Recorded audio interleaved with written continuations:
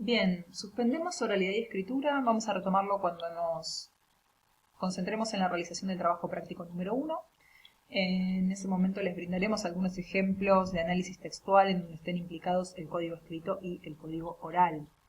Por lo pronto seguimos avanzando. Vamos a avanzar hacia esta clasificación de textos, estos tipos textuales. Cuando hablamos de tipos, sea de tipos de textos o de tipos de cualquier otra cosa, estamos poniendo en juego una operación que es siempre la misma. Tomamos un elemento y vemos cuáles son sus características constitutivas, esas características esenciales que lo conforman y que le dan identidad. Cuando nos damos cuenta que varios elementos comparten esas características, ahí se agrupan y se forma justamente un tipo. Estos tipos sirven para establecer estas nociones de conjunto, de grupos, a la vez que también nos sirven para poder diferenciar, ¿no?, un tipo de otro tipo por tener o no características en común. Esta es una lógica que se aplica a cualquier tipología de cualquier cosa, como les decía. Pero ahora vamos a ver cuáles son las particularidades que adoptan las tipologías textuales. Nos detenemos en esta definición. ¿La leemos? La leo yo, así la leen ustedes también. En esta clasificación, el orden cognitivo, modo de abordar la realidad, se pone en relación con el orden lingüístico, el modo de representar la realidad. Parece decirnos esta definición que para que esta clasificación sea posible, estos dos órdenes se tienen que poner en relación. Entonces veamos de qué se tratan estos dos órdenes. Por un lado, habla de orden cognitivo. Cuando hablamos de orden cognitivo nos estamos refiriendo al proceso mental, al proceso de pensamiento que pongo en juego para el abordaje de la realidad. Cuando hablamos de orden lingüístico es justamente la generación del discurso, la puesta en lenguaje de ese orden cognitivo, de ese proceso de pensamiento. Entonces, cuando se tocan, cuando de alguna manera se relacionan, cuando yo llevo ese proceso de pensamiento, ese orden cognitivo al orden lingüístico y lo hago discurso, ahí es donde puedo empezar a determinar y hablar de tipos textuales. Pongamos un ejemplo. Yo voy a generar un texto con respecto a un objeto determinado, como puede ser un libro. Vamos a llamar a la realidad, digamos, esto que dice aquí, modo de abordar la realidad.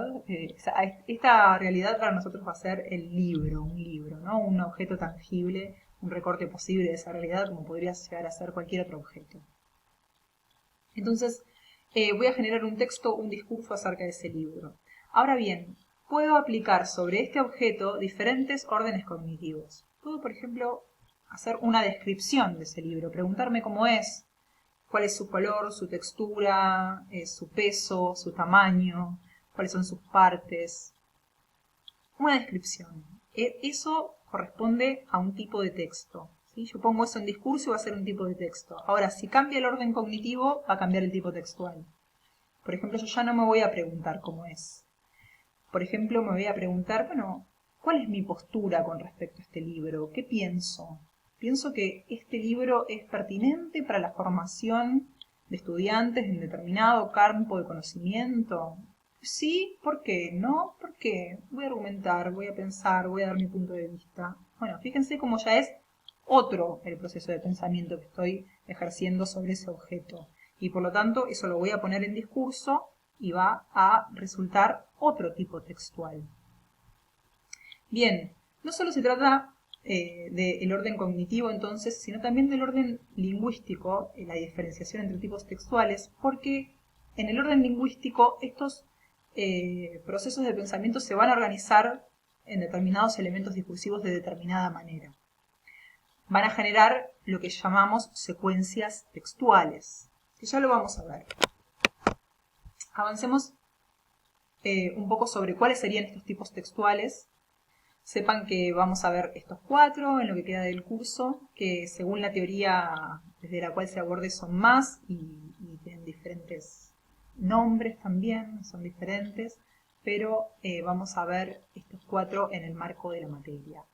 Los vamos a ver de manera pormenorizada, así que esto recién empieza. Estos tipos textuales son explicativo, argumentativo, narrativo y descriptivo. Decíamos entonces que se van a organizar estos procesos de pensamiento, este orden cognitivo en el texto se va a desplegar de determinada manera. Va a tomar una determinada estructura. Cuando hablamos de estructura, hablamos de elementos que se ponen en relación. Si no, no sería una estructura, ¿no? Estos elementos se relacionan de determinado modo. Entonces, justamente, este orden cognitivo desplegado en elementos que se relacionan entre sí de determinado modo generan estructuras o llamadas secuencias textuales que nos permiten identificar a cada tipo textual. Esto es lo mismo que decir que cada tipo textual tiene una secuencia textual que lo identifica. Ya vamos a ver en cada uno de los casos qué forma toma, pero sepamos que para poder identificar a un tipo textual tenemos que poder identificar, si se quiere, esta especie de estructura que subyace a cada uno de los tipos. Sepamos también que de alguna manera las secuencias textuales predominan en los discursos, pero que puede haber más de una secuencia textual correspondiente a diferentes tipos en un mismo discurso. Es muy fácil de pensar esto. Puede ser, por ejemplo, si yo estoy escribiendo un relato, un cuento, seguramente va a predominar la secuencia textual que organice los elementos que tienen que ver con la narración, ¿no? Con el despliegue de acontecimientos en una línea de tiempo.